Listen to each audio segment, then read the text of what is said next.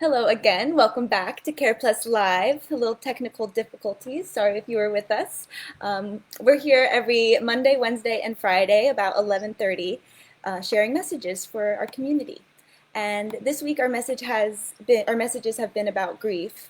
And today's message is brought to you by Ashley Morolla, who's a licensed professional counselor. Ashley is a crisis and trauma specialist, a clinical supervisor for Care Plus, and the program manager for the Stop School Violence program. She's been working at Care Plus since about 2012, and I've seen her in action the last few years with this Stop School Violence program, and it's really amazing. So I'm grateful to have you here today, Ashley. Thank you again. Yeah. So my first question for you is, what is the Stop School Violence program? So the Stop School Violence program is a federally funded program by the STOP grant. We work in collaboration with the Bergen County Prosecutor's Office. STOP is an acronym. It stands for Students, Teachers, and Officers. We like to throw in parents, preventing school violence. The goal really is to bring free mental health training to every school and district throughout Bergen County. And our focus has really been on early intervention, prevention, as opposed to reactive approaches. Preventing school violence isn't just about focusing on aggressive behaviors or harm to others. It's focusing on preventing things like bullying or self-harm, talking to schools about how we can really care for those students who might be emotionally distressed and what resources are available throughout the county to help those students in need. It's really been great working with all of the schools since we first got sub-awarded the grant in 2018. And actually in 2019, just in 1 year, we were able to train over 1,300 staff and over 1,200 students. So I'm really, really proud of the work that this program has been doing. Yeah, I did not know what the acronym was actually, so I'm glad to now know. I've been wondering all this time. And again, I think with those numbers you're mentioning, that really far exceeded the goals of the program initially, right? Yes, absolutely. The numbers were much lower than that, so I'm really happy to say that in just 1 year we exceeded the goals of the entire 3-year grant. That's amazing. It's been phenomenal work. Yes. So can you tell us more about the trainings and how to schedule them? Sure. So we offer a few trainings we actually were awarded the initial STOP grant in 2018, and luckily we're sub-awarded another portion of the grant in 2019. So the work that we do involves talking about Youth Mental Health 101. That training really is just about an hour, and it talks about basic mental health issues that children or adolescents may start to experience, what risk factors and warning signs to look for, what protective factors are, what resources are available. We also have a training regarding mental health crisis, how to engage those students of concern, and what we can do in those moments of really supporting those students in need, what options schools have to support them, how to go about that.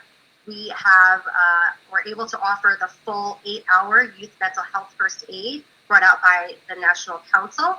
Now that we're doing everything virtually, they're trying to figure out other ways that we could still bring that to schools, but that's a really great training that we have under our belt.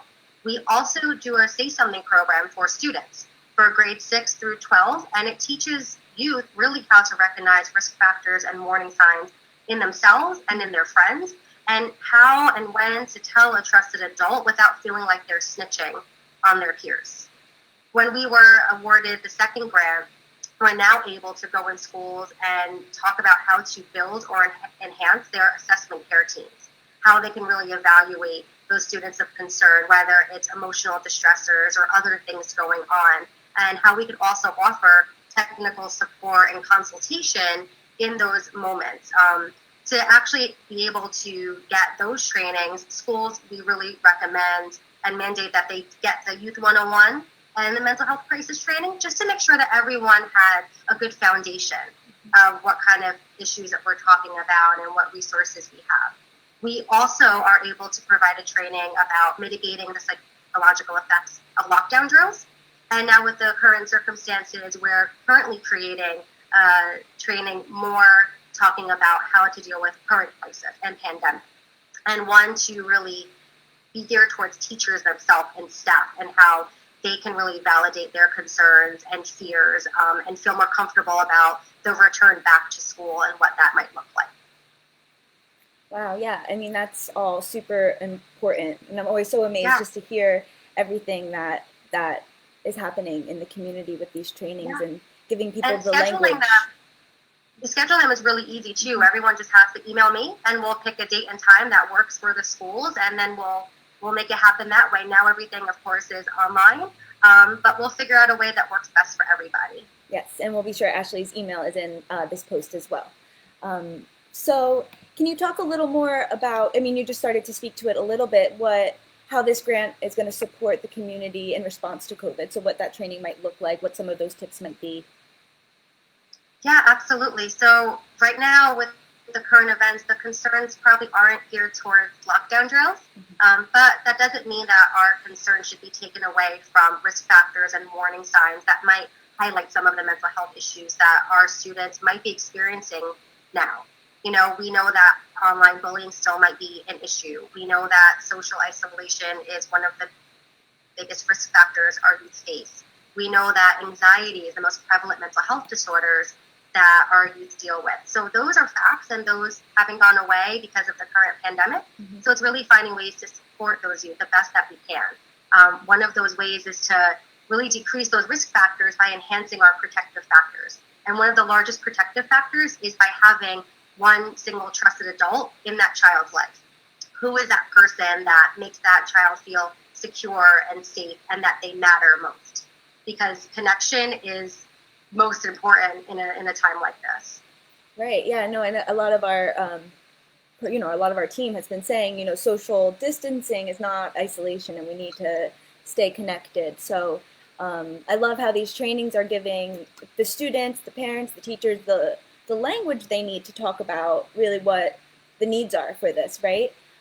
So Yeah. how would you say we can open conversations for youth and create those moments of connection?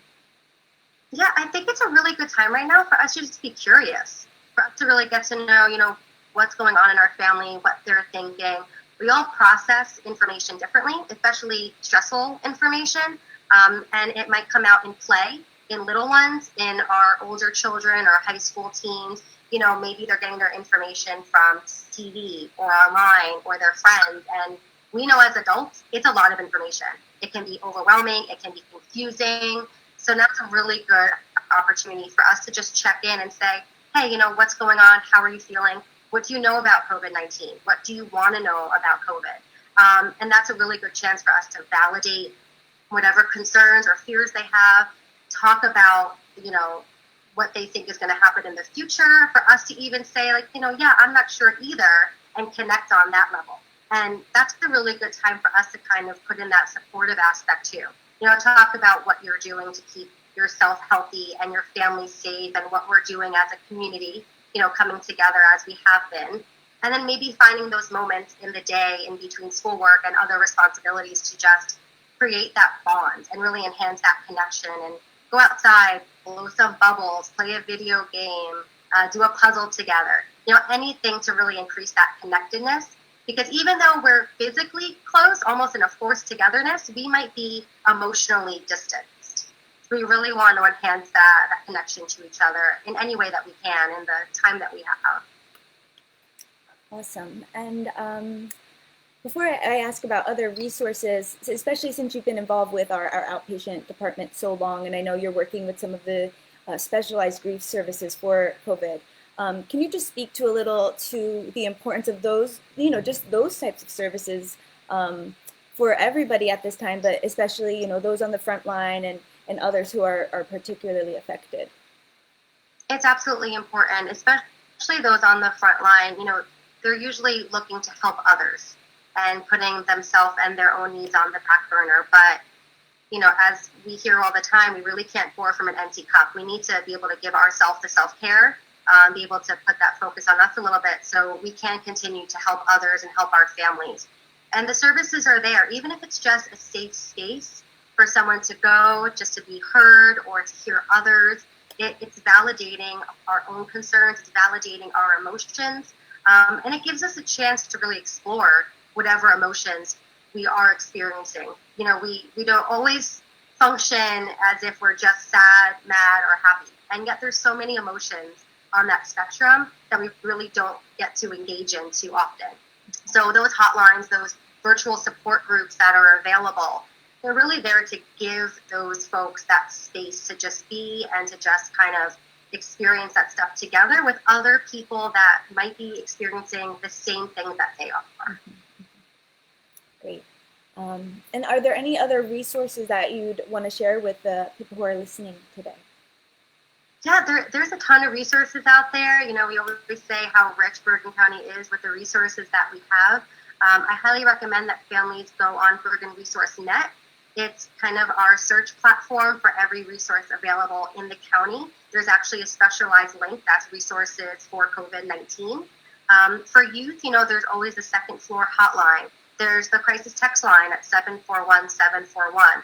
Perform Care is still functioning. Children's Mobile Response is still willing to go and help families in need. And then, of course, there's our Hero line, as you were mentioning. And Care Plus, we have so many resources that are available to the community at any time. So there's definitely a lot out there that I hope people can use when they need it. Awesome. Well, thank you again so much, Ashley, for taking the time and sharing with us today, and for everything that you've been doing in your program and in all of your work. So thanks for being here. And for those who are listening, we do have in this post the Hero phone line and operating hours, our admissions phone line and operating hours, a My Strength activity. And I'll post in a comment, I'll put Ashley's email if you want more information about the STOP trainings, as well as the Bergen Resource link from Bergen's Promise. So thanks again, everybody, for watching. Have a safe and healthy holiday weekend, and we'll see you next week. Thank you.